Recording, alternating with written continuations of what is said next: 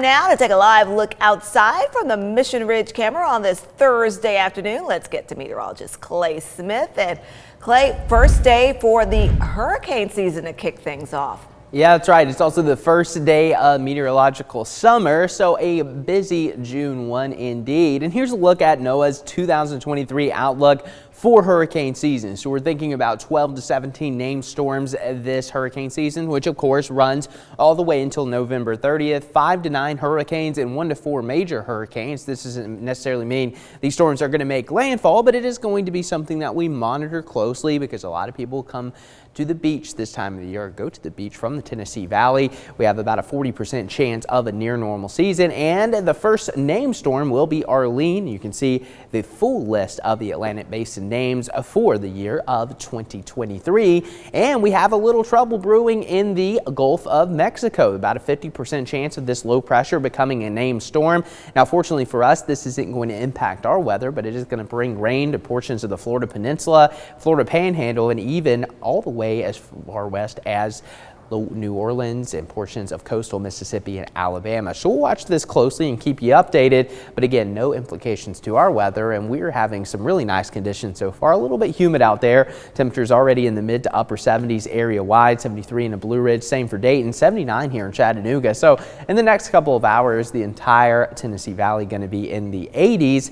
We'll top out right around 86 in Chattanooga, 84 in Athens, 83 in Murphy, and 85 in Fort Payne. And as we go through the afternoon, we're also going to have a few bubble up showers developing, especially in some of the higher elevations. And we had a little bit of light rain moving through Ray and Meigs counties earlier, but again, other than a sprinkle or two, this isn't really a big deal. But we will watch for more shower and storm development as the afternoon progresses. And of course, between about 5 and 7, probably going to be our best window for storms, with temperatures holding steady in the low to mid 80s for much of the afternoon and evening. So again, taking a look at your FUTURECAST by 2 o'clock, notice some of those heavier downpours starting to get going in some of the higher elevations across North Georgia and western North Carolina. And some of those showers will fade in, or not only fade away, but move into the valley. So again, very similar to what we had yesterday. There will be downpours around, so don't be caught off guard. Just kind of keep an eye on the radar, especially if you have outdoor plans this evening.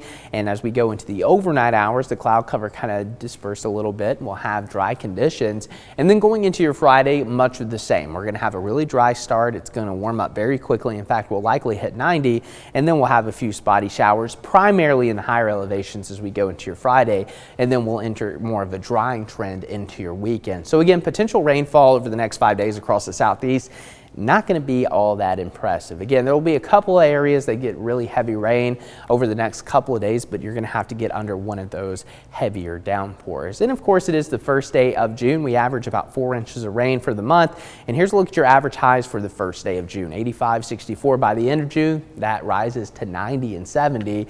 And yeah, it's going to feel like the end of June here the next couple of days. Friday, Saturday, Sunday, maybe even Monday. We're going to be in the 90s here across the Tennessee Valley, and we have yet to hit 90 officially here in Chattanooga. So over the next 3 to 4 days, we're probably going to hit 90 multiple times, tomorrow being the first. And again, here's a look at your first 90-degree day of the season over the last 3 years. Anywhere from the end of May to early June, typically when we hit 90 for the first time.